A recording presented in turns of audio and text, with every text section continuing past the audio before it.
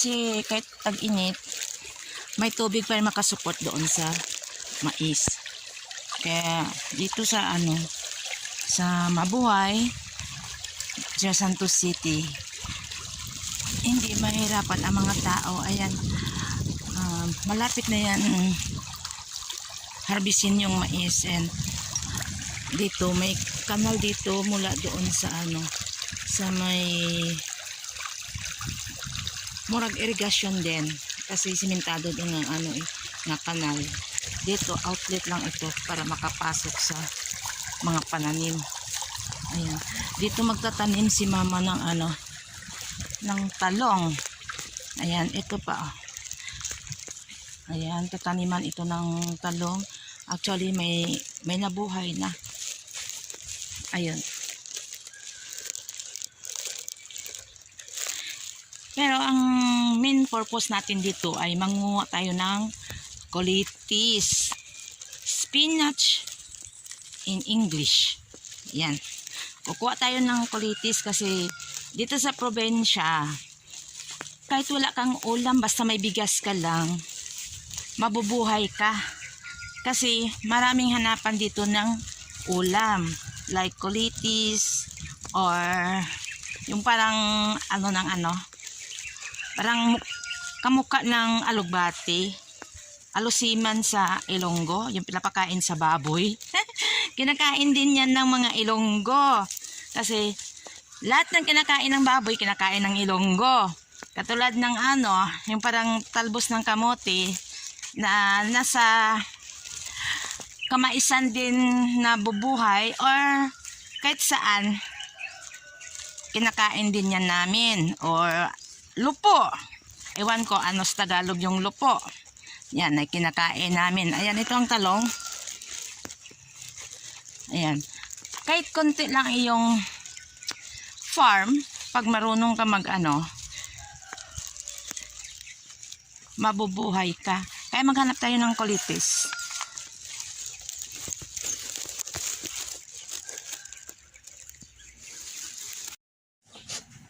Ito ang tawag na cowpeas. Ito ay gawin natin itong binhi para itanim natin ulit. Sitaw ito na kung sa Ilonggo pa sitaw nga pungko, sa English cowpeas. Ito ay masarap ito sa gulay, lalo na sa laswa.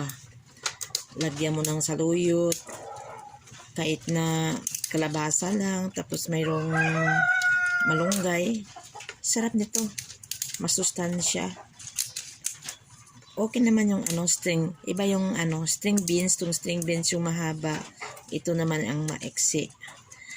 Ayan. Itanim na natin ulit. Ito nilagay ko dito sa silupin. Para hindi Yan, ang dami na. Itanim natin sa ating garden. Kaya yan. Ganito ang life namin sa sa probinsya. Kailangan masipag ka tanim ng gulay, prutas, kahit lang, mag-alaga ng mga hayop para libre ang ang ulam. Kahit walang pera, mabuhay ka sa probinsya. Basta mayroon ka lang bigas, walang problema ang ulam. Kasi kahit ang laswa, kahit wala kang isubak, maluto mo. Basta mayroon ka lang kamatis. Kaya magtanim pa tayo ng kamatis. Mayroon naman tayong loya. So, kahit tag-ulan naman, magtanim tayo ng iba't ibang gulay. Para kung mayroong isda, hindi mo na kailangan para magbili ng gulay. Diba? Mayroon kang talbos ng kamote, ng alugbati, okay na. Ganito ang buhay namin sa probinsya. Kailangan kahit na konti lang ating area, kailangan masipag ka. Walang imposible pag masipag ang isang tao. Hindi ka talaga magugutuman.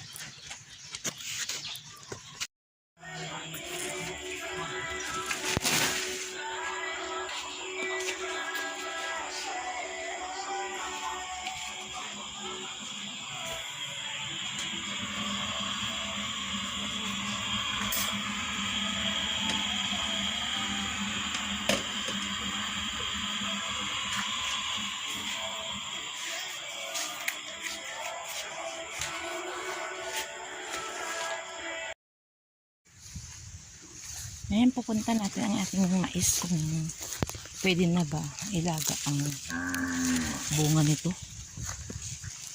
Ayan ay alanganin pa. Ang ganda ng ano, ang mga bunga. Ayan.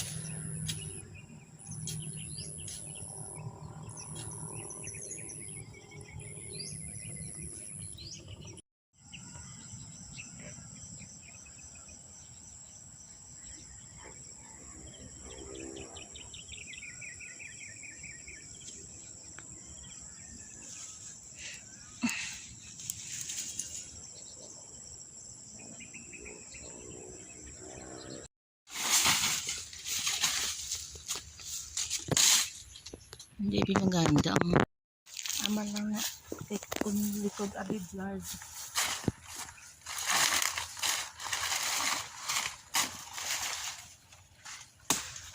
Jack, baliskad dire.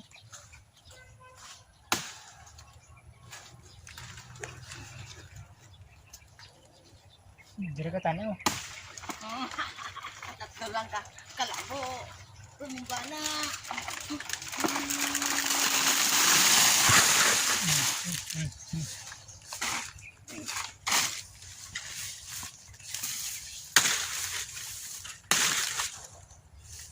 Oh, isa ko lang kalabo. Oh, dami na tindahan mo.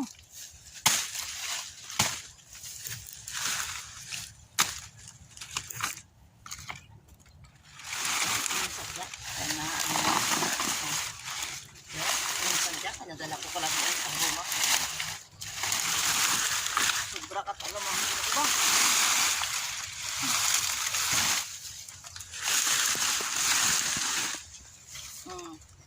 Kalapir, pakita mo ano ka ko.